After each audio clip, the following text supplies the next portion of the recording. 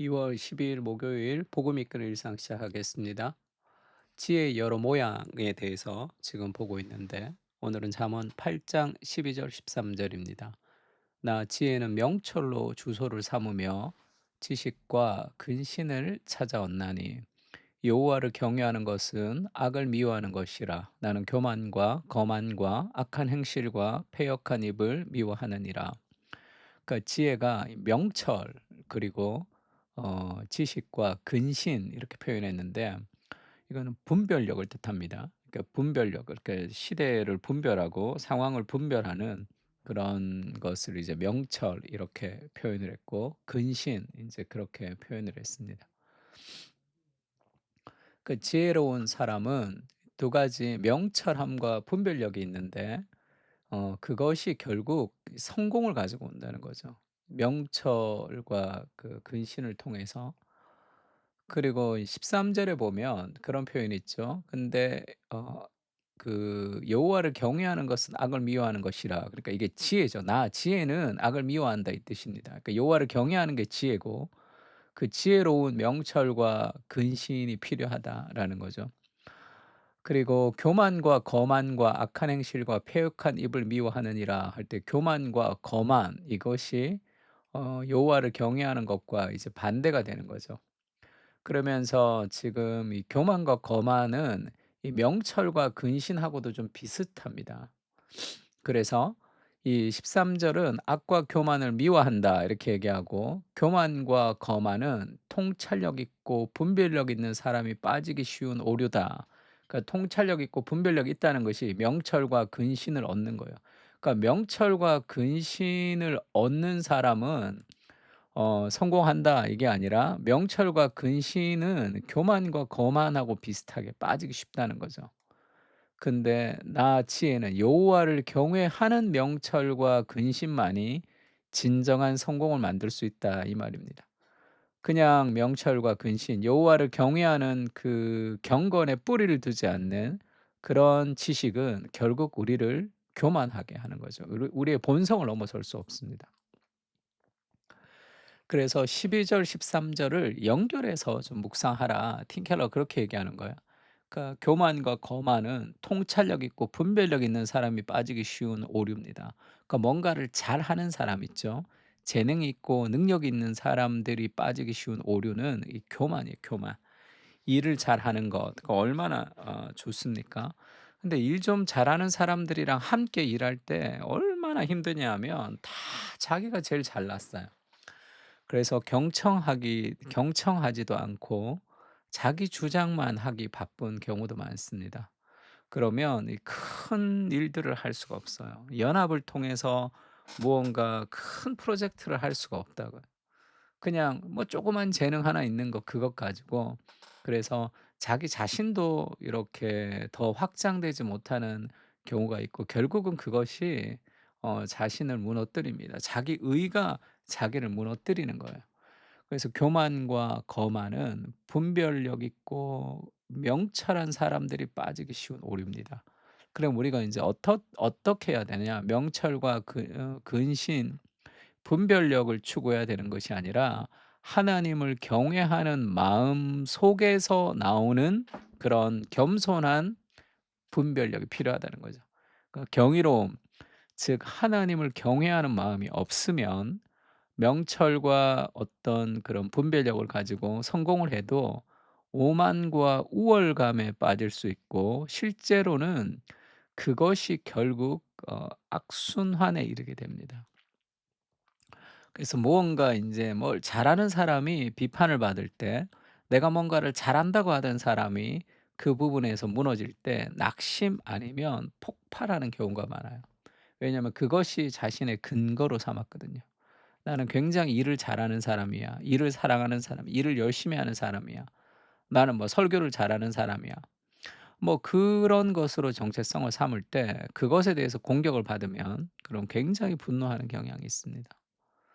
근데 그게 인제 그 하나님을 경외하지 않는 그 은혜에 뿌리를 두지 않는 자기의가 인제 결국은 그를 무너뜨리게 되는 거죠.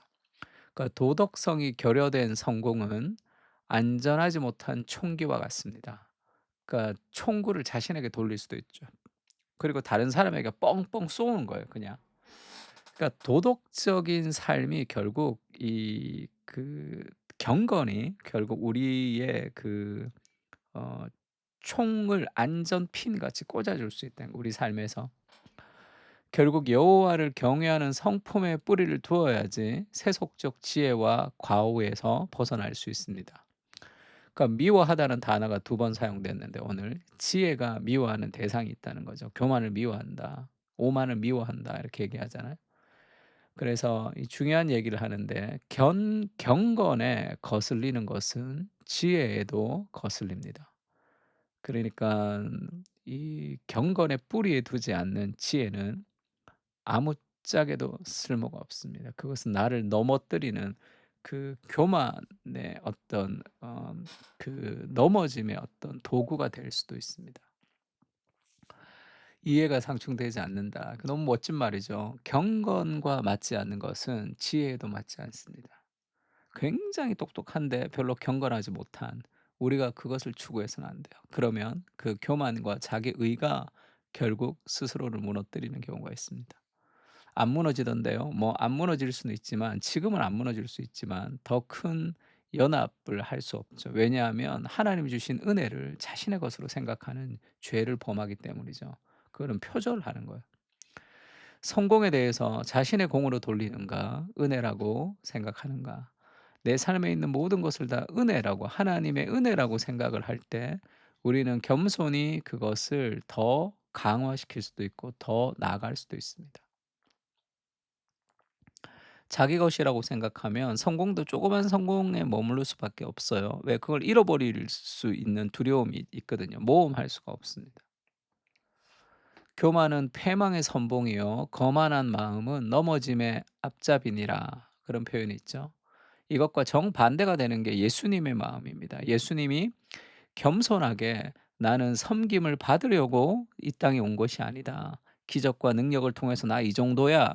그것을 사람들에게 인정을 받기 위해서 예수님이 이 땅에 오신 게 아니죠.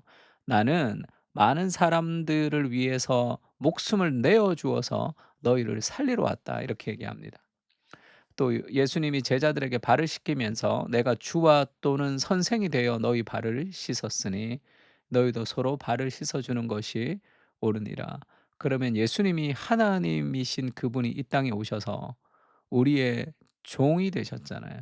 우리의 종이 되심으로 그가 주가 되시는 겁니다. 그것이 하나님의 방식이죠. 사도 바울도 자신을 어떻게 표현합니까? 그리스도의 종, 사도 된 바울은 이 종과 사도라는 이 두 가지 어마어마한 갭이 동시에 있는 거죠. 겸손하면서 용기 있습니다.